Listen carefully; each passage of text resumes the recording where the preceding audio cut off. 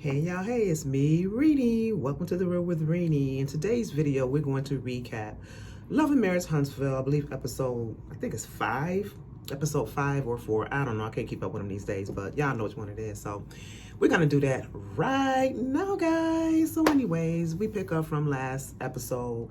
Tisha, and her cousin, Kiki, were having this argument because Tisha found out that Kiki was mentioning her name at Melanie's party that she had, and of course Tisha wasn't there, so she confronted her cousin about it. They talked about it or whatever. Tisha does what she do, gets a walk out, angry, mad. She storms out the club. Kiki comes behind her. She's on the phone talking to Kimmy. Things get even worse, and they're talking, and basically old stuff is being brought up about what happened with them 4 or 5 years ago. Tisha thinking that Kiki's over it and she didn't apologize. Kiki saying you didn't apologize. It's just back and forth, back and forth.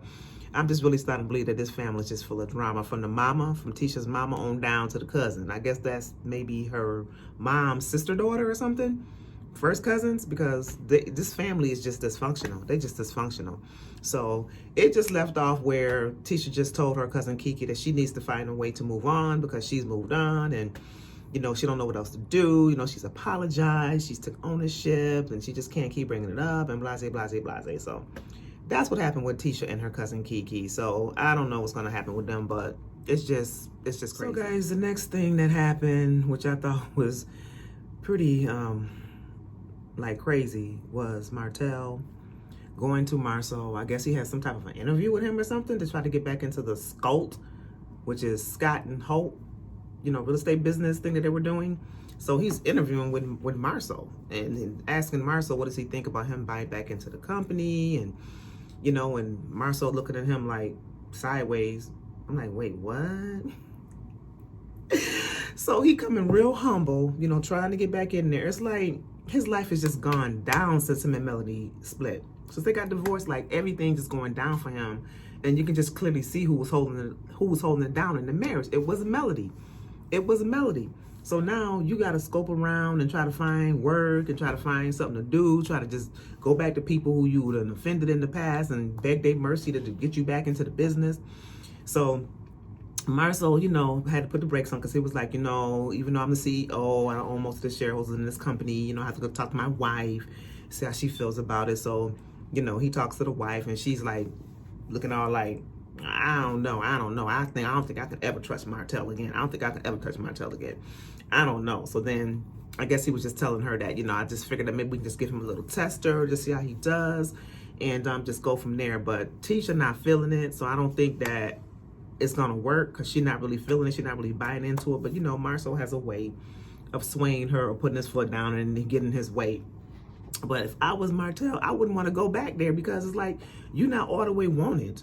But what is the man going to do? He got to pay his bills. He got to feed his kids. He got to live his life. So I don't know. I just feel like he maybe should try to do something on his own for a chance, versus always trying to ride on somebody else's coattail, I guess. I don't know. That's just me. I don't know. So y'all, we're going to move on to a segment of the show where Destiny, who I'm getting really sick of, goes to visit Maurice for some type of a credit consultation. I guess she's having some issues, so she wants to meet with Maurice about it. So she goes in to tell Maurice her little sob story about how she had to get on public assistance when she was going through her divorce, and how she didn't want to uproot her child and move out of town, blase, blase.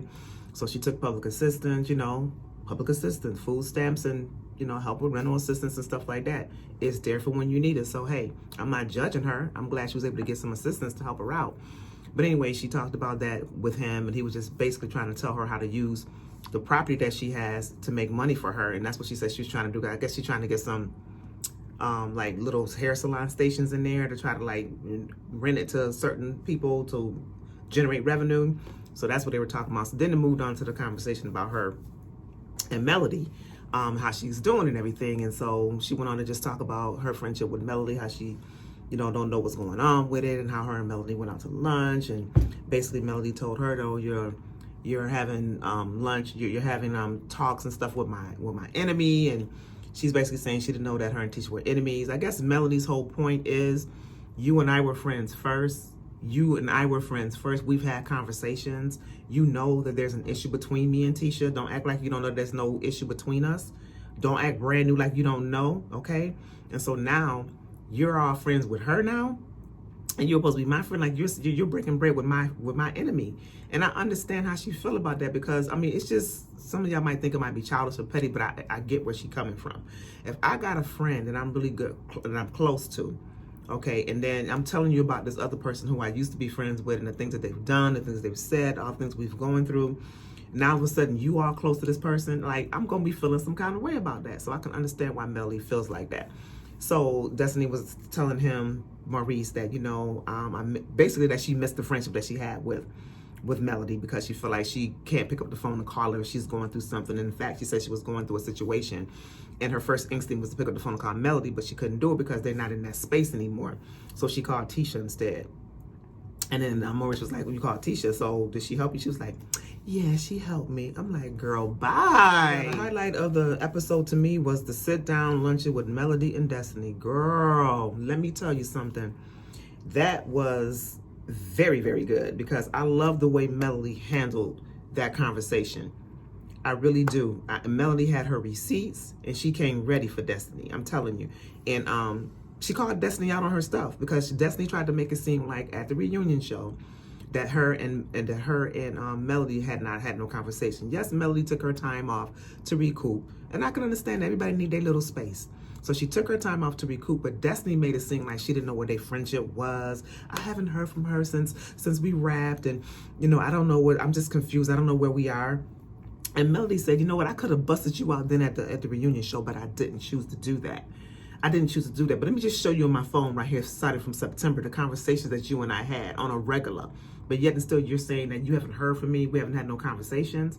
And so Melody goes to read the texts, and then she's gonna act like at one point she didn't say chillaxing. Melody was like, girl, listen, I don't fake no texts. This is what you wrote. Here it is right here. Okay, you wrote this. We've had conversations, and you're acting like we haven't had no conversations. So then you can see that Destiny's starting to feel uncomfortable. Melanie also called her out on, we talking on the phone, and you gonna say, oh girl, your ex-husband calling me. Wait, what? Now I know I will be feeling some kind of way. You my girl. You know what I went through with Martell. We've had conversations. Now he calling you? You popping up at his house? Yeah, I'm gonna be feeling some kind of way. And then she gonna have to say, well, if you felt some kind of way, why didn't you say something? Girl, I ain't have to say nothing. I should have to say something. It's common sense. Girl. Oh my gosh. So then the highlight, I guess, sentence or saying of the whole episode is when Melanie was like, you know what, I ain't got time for this. I ain't got time for this. She gets up and walks out. She walks into her car. She's like, child, I ain't got time for this. I got coins to make, not friends to fake. Wait, what? Y'all gonna be hearing that. I got coins to make, not friends to fake. Y'all, that was the highlight of the whole show. So I guess now at this point, Melanie is completely done. Y'all think about it. Think about it. Put yourself in Melody's shoes. For the whole freaking 4 episodes, these so-called women that's been her friends knew the pillow talk they would have over their husband. They knew Martell been cheating on Melody. They kept certain things away from her. They went around her like nothing. They faked like they were her friends, okay? Come on now. How much more is the lady supposed to take? How much more she's supposed to take? So I don't blame Melody. I don't blame her. I'm team Melody all day, y'all. But anyways, y'all, that was a good episode. That was a good segment of the episode when the sit down with her and Destiny came about and Melody just let her know, okay? Anyways, y'all, I hope y'all enjoyed this review. If you did, subscribe to my channel, and y'all know how I do it. I'll be back at the next video. Bye.